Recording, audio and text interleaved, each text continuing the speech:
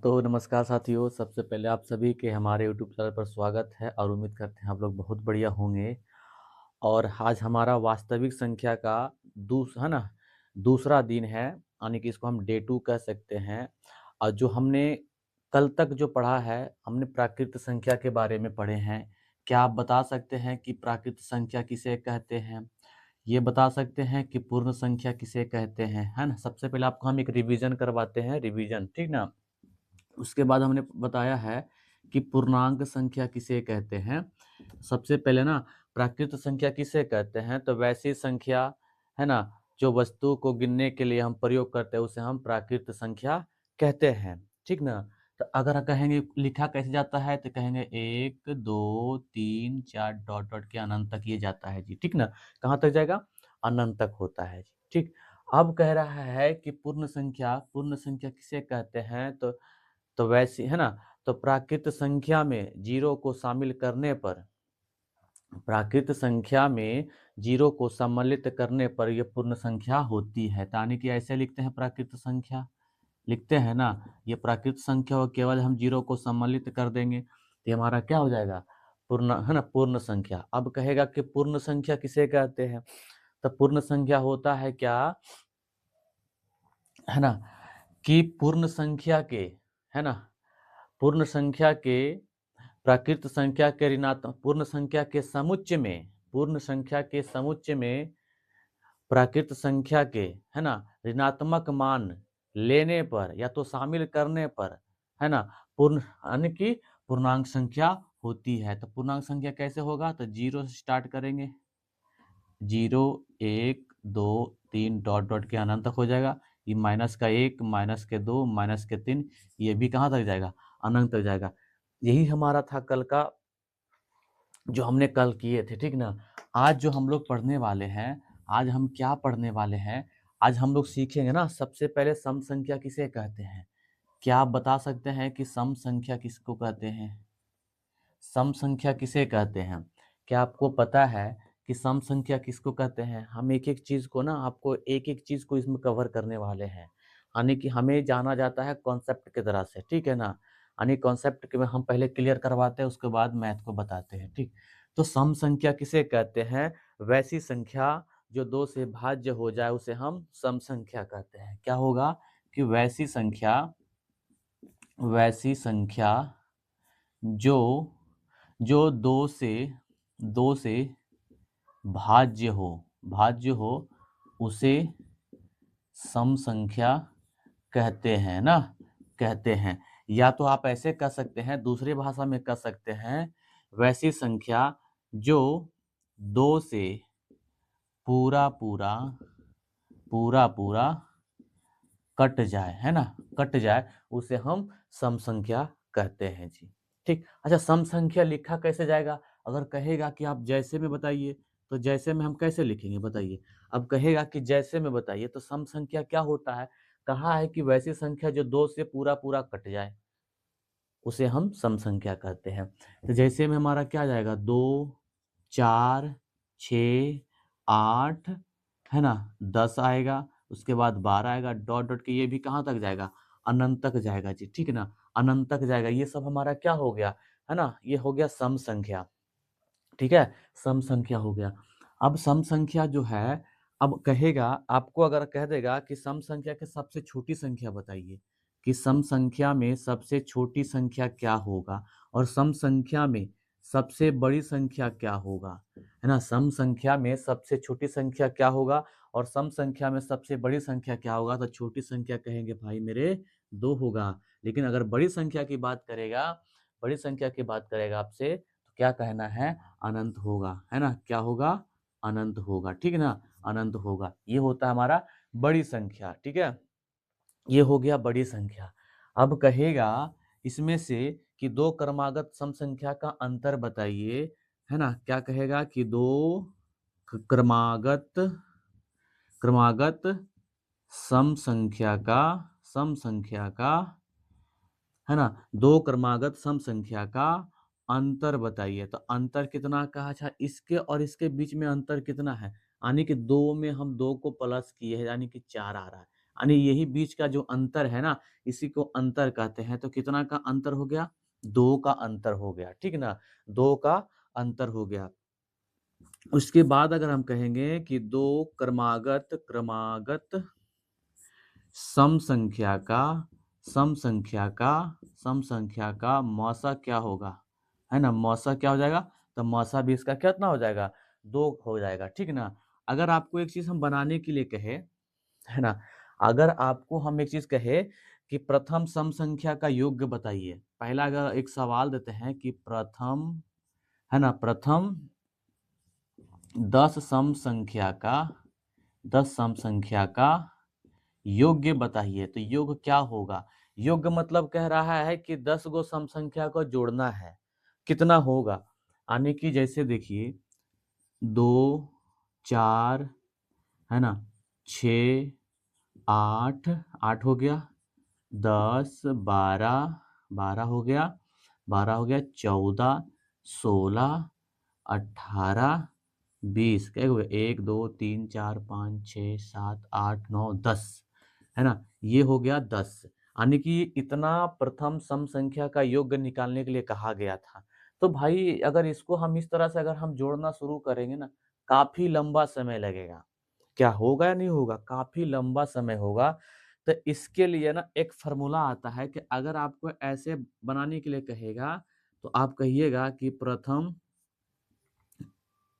n सम संख्या का योग, n सम संख्या का योग, ठीक है ना? योग बराबर, तो प्रथम n सम संख्या का योग होता है, इसका फॉर्मूला बनता है, क्या बनेगा? इसका फॉर्मूला बनता है, इसका फॉर्मूला होगा कि n इंटू एन प्लस का 1 होता है, n इंटू एन प्लस का 1 होगा।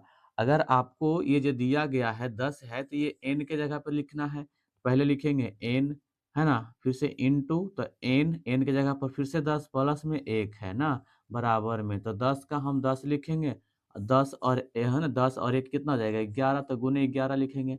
अब 11 दहें कितना होता है? 110। देखिए कितना आसानी से हो गया। अगर यही चीज को हम इसको गिनना शुरू करते ना, काफी समय लगता। गिनना अगर हम शुरू करते तो काफी समय लगता। एक प्रश्न और हम करवा कर देते हैं आपको, है ना? आप एक प्रश्न को कीजिए पहले कि प्रथम प्रथम 25 सम संख्या का योग क्या होगा, है ना? योग क्या होगा? तो इस फॉर्मूला को याद रखना है आप सबसे को, है ना? सबसे पहले क्या लिखना है कि n प्लस का, सॉरी, है ना, n इंटू एन प्लस का 1 होगा बराबर में, तो n के जगह पर हम 25 लिखेंगे, फिर से इंटू, और फिर से 25 और प्लस का कितना लिखेंगे? 1 बराबर में, बराबर, तब 25 और गुने कितना हो जाएगा? 26, और 26 और 25 को गुना कीजिएगा, तो 26 और 25 को गुना कीजिएगा ना, तो कितना हो जाएगा? 650 आएगा, ठीक है ना? कैसे कीजिएगा देखिए, तो लिखेंगे हम 25 और 26 के गुना करना है, तो 6 5 30 के 0 शेष हाथ में कितना रह गया? 3 रह गया, 5 दूना 10 और 6 दूनी 12, 12, है ना, 12, 12, और है ना, 12 10 22, 22 और 3 कितना हो जाएगा? 22 और 3 25 हो जाएगा, 2 दूनी 4, 4 और 2 कितना हो जाएगा? 6। देखिए 4 2 6, यानी 650 इसका आंसर आएगा जी। क्या आपको सम संख्या आ गया बनाना? अगर आपको निकालने के लिए दे दिया जाएगा कि आप सम संख्या मान निकालिए, तो क्या निकाल पाएंगे? अगर आपको ना एक सवाल देते हैं, कमेंट बॉक्स में आपको कमेंट करना है निकाल कर, कि है ना, कि प्रथम यानी कि 30 सम संख्या का निकाल के दिखाना है, और प्रथम है ना 35 सम संख्या का निकालना है, और 20 सम संख्या का ना, 20 सम संख्या का, इसका निकाल कर ना आपको कमेंट करके बताना है कि हाँ सर इतना हुआ है। ये तीनों का आने के आपको प्रथम लिखना यही सेम है, इस 10 की जगह पर 30 लगा देना है, फिर इसके 35 लगा देना है, फिर 20 लगा देना है, लिखने के लिए आपको सेम रहेगा, बनाने का नियम यही कहता है, ठीक है? अब आगे हम लोग सीखते हैं, इसके बाद हमारा आता है विषम संख्या, ठीक है? विषम संख्या, चलिए हम विषम संख्या देखते हैं अभी हम।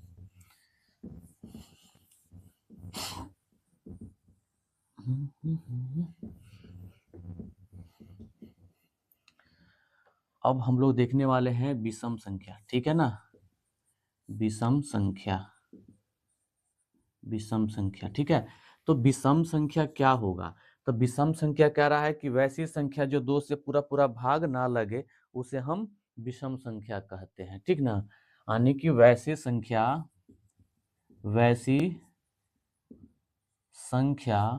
जो 2 से पूरा पूरा भाग ना लगे उसे विषम संख्या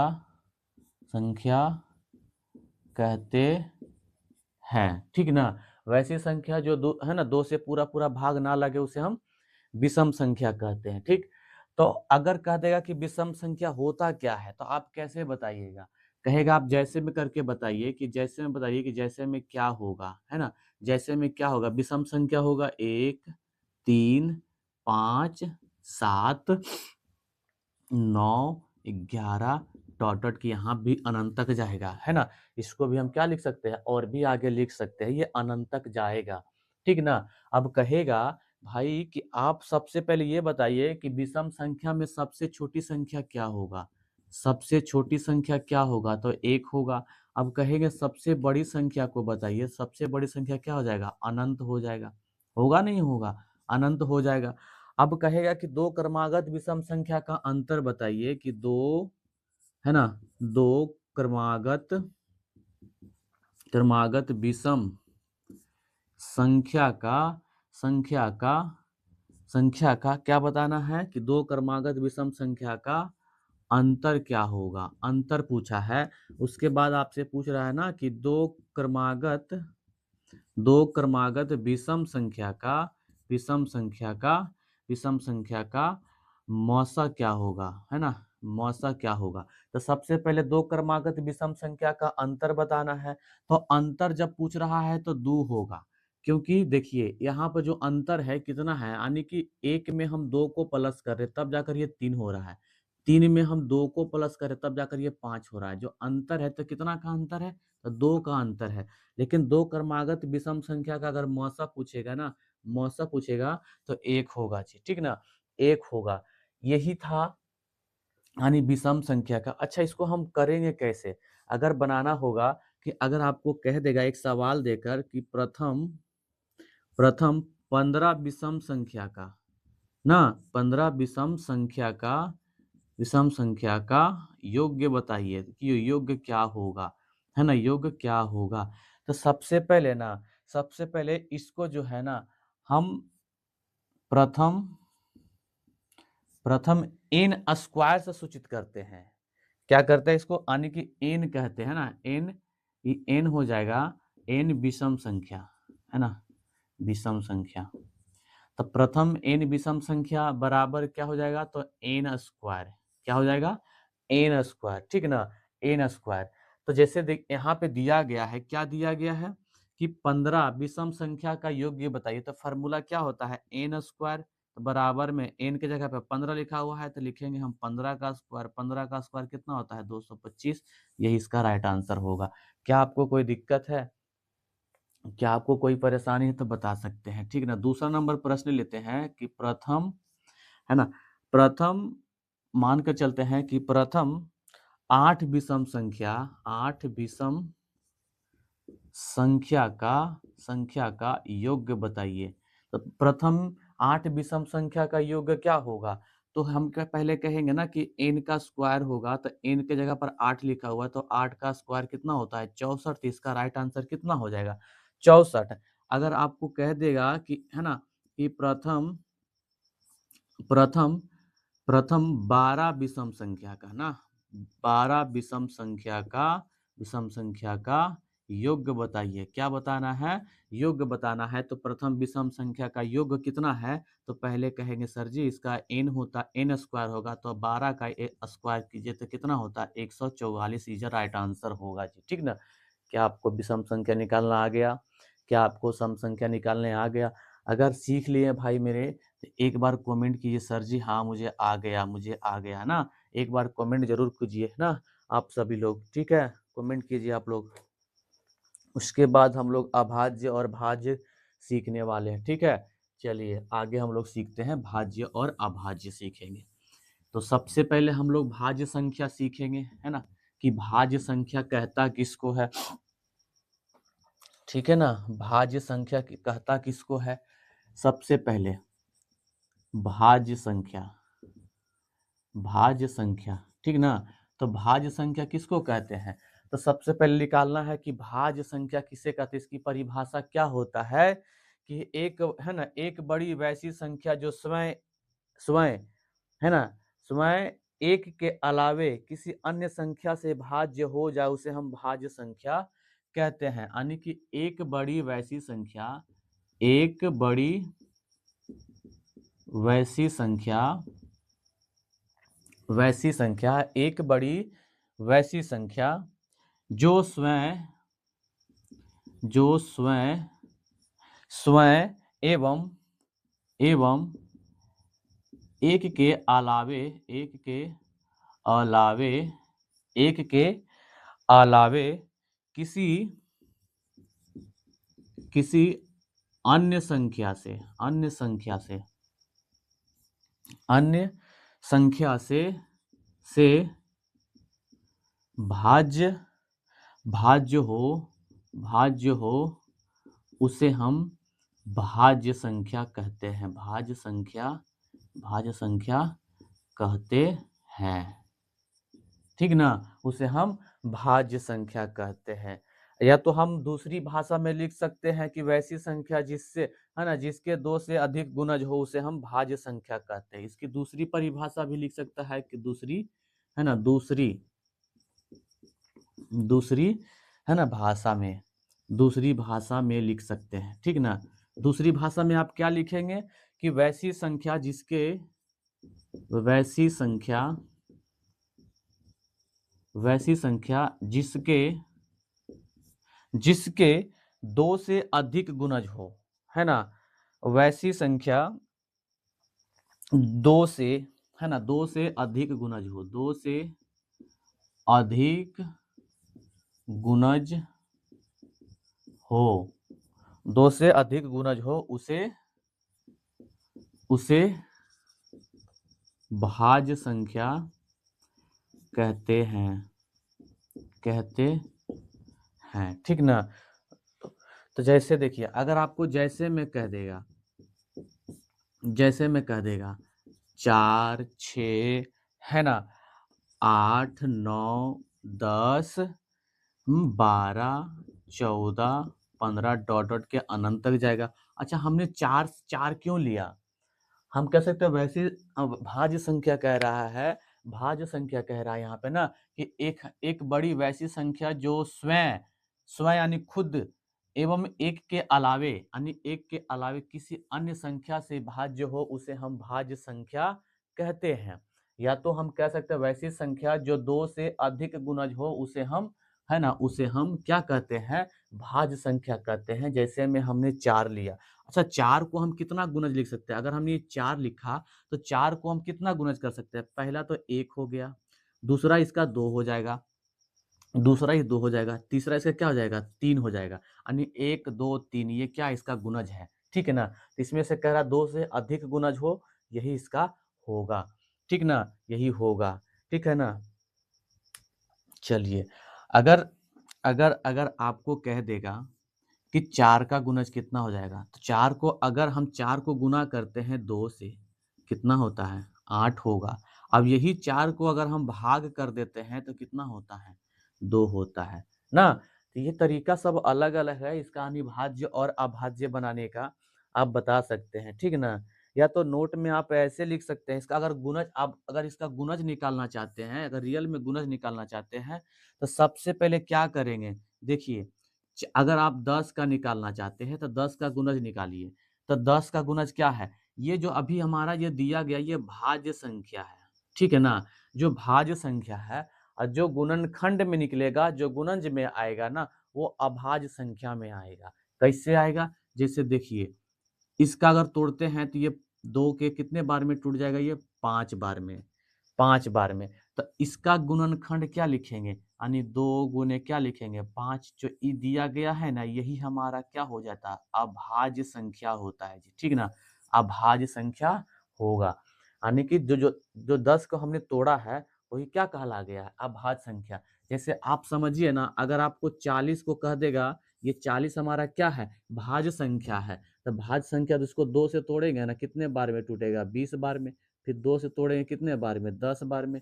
फिर 2 से टूटे कितने बार में, 5 बार में टूट गया, ठीक ना। अगर आप चाहे तो इसको 5 एकम 5 भी कटा सकते हैं। ये इसका गुणनखंड हो गया, ठीक ना। इसका जोड़ा लग गया ना, तो इसके पावर पे आप 2 लगा दीजिए, गुना। ये अकेला बच गया, इसके पावर 1 हो गया, गुना, और 5 पे पावर 1 हो गया। ये जो दिया गया है ना, यही हमारा क्या हो जाएगा, अभाज्य है, ठीक ना। अभाज्य हो गया। अगर आप इसको गुना करेंगे ना, तो भाज्य निकल कर आ जाएगा, कितना आ जाएगा, 40 आ जाएगा, ठीक ना, 40 आ जाएगा। यही था भाज्य, है ना, भाज्य संख्या। और अब इसकी दूसरी परिभाषा था जो हमने सीखा है, ठीक ना। इसके बाद अभी हम लोग क्या सीखने वाले हैं, अभाज्य संख्या सीखेंगे, ठीक। चलिए आगे हम लोग सीखते हैं अभाज्य संख्या। आते हैं अभाज्य संख्या पे।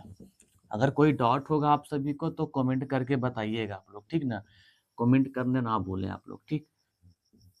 चलिए अब हम लोग सीखते हैं अभाज्य संख्या। अभाज्य संख्या क्या होती है, अभाज्य संख्या, अभाज्य संख्या क्या होती है। तो एक है ना, एक वर्ड है ना, एक बड़ी वैसी संख्या जो स्वयं एवं एक को छोड़कर किसी अन्य संख्या से विभाज्य विभाज्य ना हो, उसे हम अभाज्य संख्या कहते हैं। कि एक बड़ी वैसी संख्या, एक बड़ी वैसी संख्या, वैसी संख्या, है ना, वैसी संख्या जो स्वयं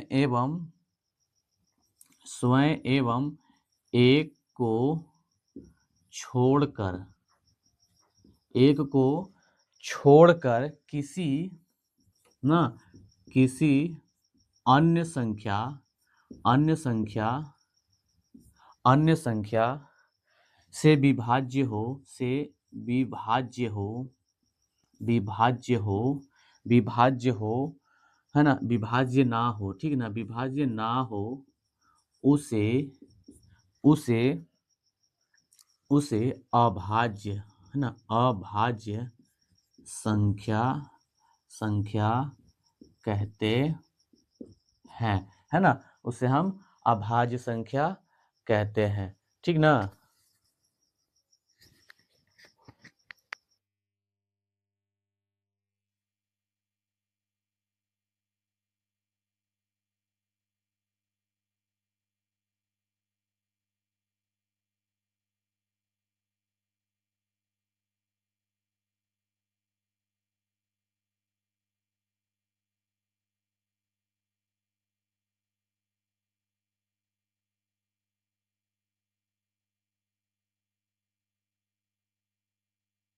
चलो, तो अब इसको क्या कहा गया है कि वैसी संख्या ना, एक बड़ी वैसी संख्या जो स्वयं एवं एक को छोड़कर किसी अन्य संख्या से विभाज्य ना हो, उसे हम, है ना, अभाज्य संख्या कहते हैं, ठीक ना, अभाज्य संख्या कहते हैं।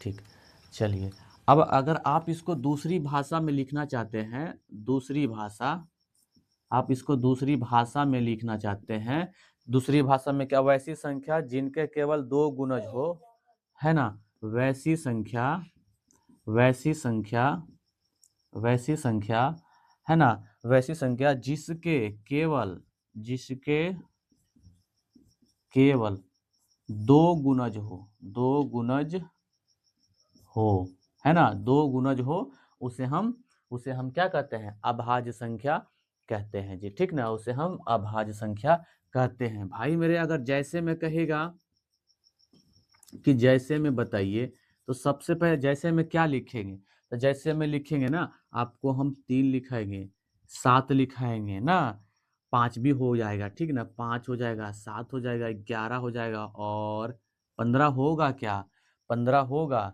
बिल्कुल होगा, नहीं होगा ना। 15 को 15 15 का कितना हो जाएगा, इसका 1 गुणज हो जाएगा, 3 गुणज हो जाएगा और 5 गुणज हो जाएगा, नहीं तो 15 नहीं होगा, ठीक ना। यानी 3 हो जाएगा, 5 हो जाएगा, 11 हो जाएगा, है ना।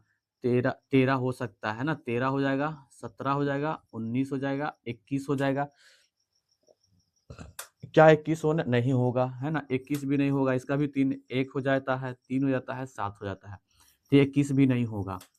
23 होगा, ठीक ना, 23 होगा, 29, 27 भी नहीं होगा, 27 भी हो जाता है आपका, ठीक ना। 31 हो जाएगा, 37 हो जाएगा, और भी जैसे हमें लिख सकते हैं जो अभाज्य संख्या होगा, यानी जिसका क्या कह रहा है कि केवल 2 गुणज होना चाहिए, है ना, केवल 2 गुणज होना चाहिए, उसके अलावा नहीं होना चाहिए।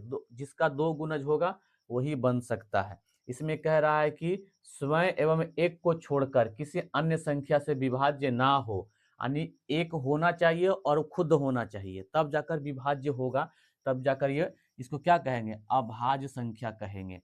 जैसे अगर आपको 2 का निकालना होगा तो 2 को क्या करेंगे, पहले तो नंबर ये 1 हो गया और स्वयं खुद हो गया ये, ठीक ना, ये स्वयं हो गया। 3 भी क्या है, 3 पहले खुद हो गया, 1 से इसको विभाज्य कर सकते हैं ना, और दूसरा क्या हो जाएगा, 3 हो जाएगा। यही क्या कहलाया है, अभाज्य संख्या। अगर कह देगा कि इनमें से 2 भी आपका हो जाएगा, ठीक है ना, 2 भी है तो 2 भी कह सकते हैं, तो सबसे छोटी संख्या, है ना, अभाज्य में सबसे छोटी संख्या, अभाज्य में सबसे छोटी संख्या तो 2 होगा, ठीक है ना। अब बड़ी संख्या की बात करेगा तो बड़ी संख्या क्या हो जाएगा, अनंत हो जाएगा, ठीक। अगर आपको पता करना है कि 1 से लेकर 100 तक, 1 से लेकर 100 तक कितने अभाज्य संख्या होती है, तो याद रखना मेरे भाई, इसके बीच जो होता है ना 25 अभाज्य संख्या होता है, 25 अभाज्य संख्या होगा, ठीक ना। आप 25 अभाज्य संख्या यानी 1 से लेकर 100 तक जो होगा ना आपका, यानी 1 से लेकर 100 तक जो अभाज्य संख्या होगा 25 अभाज्य संख्या होगा। क्या है ना तेरा कॉपी, इसमें पढ़ो, लो नया कॉपी है तेरे लिए, ठीक है। देखिए, तो यहाँ जो होगा 1 से लेकर 100 तक के बीच अगर पूछेगा कितने अभाज्य संख्या होगा, तो एक चीज आपको याद रखना है, 25 अभाज्य संख्या होगा। कितने होगा, 25 अभाज्य संख्या। क्या आपने अभाज्य संख्या के बारे में सीख लिया? क्या आपको कोई दिक्कत है अभाज्य संख्या का? अगर दिक्कत नहीं है तो एक चीज और आपको सीखना है ना, विपरीत सीखना है, ठीक ना। ये टॉपिक अभी जो होगा आपको खत्म हो जाएगा विपरीत पढ़कर, ठीक है ना। विपरीत का मतलब होता है कि इसका उल्टा, है ना, भाज्य और अभाज्य का विपरीत पढ़ना है, विपरीत। विपरीत क्या होता है कि विपरीत अगर अभाज्य संख्या का गुणनखंड को गुना या सरल किया जाए तो वो भाज्य संख्या मिलता है। विपरीत का मतलब होता है ना कि अभाज्य संख्या को, अभाज्य संख्या को, है ना, अभाज्य संख्या का या के अभाज्य संख्या के गुणनफल को गुना या, हाँ ठीक है, चलो ठीक ना, सरल किया जाए तो भाज्य संख्या होता है, ठीक है ना। ये विपरीत, इसका आने के विपरीत का मतलब होता है क्या कि इसका उल्टा होगा, ठीक ना। कह रहा है क्या कि अभाज्य संख्या को गुणनखंड को गुना करने पर या सरल किया जाए तो उसे हम भाज्य संख्या प्राप्त कर सकते हैं। कैसे होगा भाज्य संख्या प्राप्त? तो अगर आपको एक सवाल दिया जाए कि 2 गुने, है ना, 2 गुने 3 गुने 5 गुने 7, तो अगर ये आप जो देख रहे हैं ना, ये अभाज्य संख्या है। क्या है, इससे पहले अभी हमने बताया कि अभाज्य संख्या क्या होता है। ये अभाज्य संख्या है तो इसको गुना कर सकते हैं ना, कितना हो जाएगा, 7 पचे 35, 35 दूना, है ना, 35 दूना 70 और 70, है ना, 70 तो ये कितना होता है, यानी 70 या 21, 200 कितना हो जाएगा, 10। तो जो 210 हुआ है ये क्या निकल कर आ गया, भाज्य निकल कर आ गया। यही इसका कहा गया है कि विपरीत है ना, विपरीत में क्या कि अभाज्य संख्या को गुणनखंड है ना, गुणनफलों को गुणा या सरल किया जाए तो हम भाज्य संख्या प्राप्त कर सकते हैं। तो यहाँ पर वही किया गया है कि हमने अभाज्य संख्या को लिखा और भाज्य संख्या प्राप्त हो गया। अगर आप इसको ऐसे भी दूसरा अगर आपको कह दे, दूसरा कह दे कि 3 पे पावर 2 और गुने 2 पे पावर 4 और गुने 5, तो सबसे पहले इसको क्या करेंगे, तो 3 को आप 2 बार लिखिए, तो 3 गुने 3 गुने, अब इसके पावर 4 वो है ना, तो 2 को 4 बार लिखिए, तो 2 गुने 2 गुने 2 गुने 2 और गुने 5, कितना हो जाएगा, 5 दूनी 10, 10 दूना 20, 20 दूना 40, 40 दूना 80, है ना, 8 तिया 24, कितना हो गया 24, यानी 24 हो गया 240, और इसको गुना करना है फिर 3 से, 0 4 तिया 12 के 2, हाथ में 1 हो गया नहीं, और 3 दूनी 6, 3 दूनी 6 और 1 7, कितना आ जाएगा 720, 720 आ जाएगा, ठीक ना, 720 आ जाएगा, इसका राइट आंसर होगा, ठीक ना। अगर आप चाहते हैं, अगर आप चाहते हैं ना, अगर आप चाहते हैं कि और भी चाहे ना, और भी करने के लिए, तो ये भाज्य संख्या है, क्योंकि हम जानते हैं कि भाज्य अभाज्य संख्या का गुणनफल सदैव भाज्य संख्या ही होता है। हमें पता चल गया है कि जो अभाज्य ये जो दिया गया है, ये यहाँ से यहाँ तक क्या है, अभाज्य संख्या है, ठीक ना, अभाज्य संख्या है, और ये भाज्य संख्या है। तो हमें मालूम चल गया कि जो अभाज्य संख्या का गुणनफल होता है वो भाज्य संख्या कहलाता है जी, है ना, क्या कहलाएगा, जो अभाज्य संख्या का गुणनफल होगा वो है ना, वो भाज्य संख्या कहलाता है, ठीक। तो यहाँ तक क्या आपको कोई डाउट है, कोई दिक्कत है, अगर दिक्कत है तो आप लोग एस कमेंट कीजिए, अगर दिक्कत नहीं है तो नो कमेंट कीजिएगा, आप लोग कमेंट बॉक्स में है ना, आप लोग पहले टाइप कीजिएगा एस सर, हाँ सर हमें समझ में आ गया सर, ठीक ना।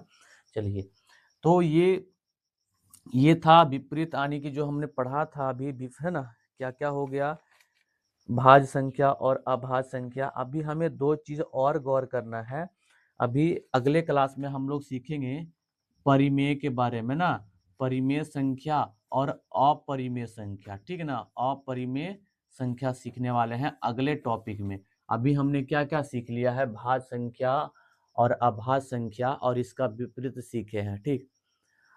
तो आप लोग वीडियो पूरा देखिए और इसको समझिए और मन से पढ़िए लोग, ठीक ना।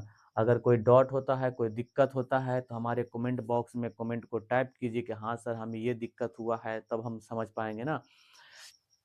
अगर आप चैनल पर नए हैं तो चैनल को आप सब्सक्राइब कर लीजिए और वीडियो को शेयर कीजिए, है ना, तब जाकर आपसे होगा, ठीक। तो अगर और भी अगर वीडियो देखना चाहते हैं तो आप सबका प्लेलिस्ट बना देंगे, है ना, कि आपको चैप्टर बाय चैप्टर यानी सबका प्लेलिस्ट अलग अलग होगा, ताकि आपको वीडियो पढ़ने में आसानी हो जाएगा, ठीक है। चलिए, तो मिलते हैं नेक्स्ट वीडियो में, अभी के लिए जय हिंद।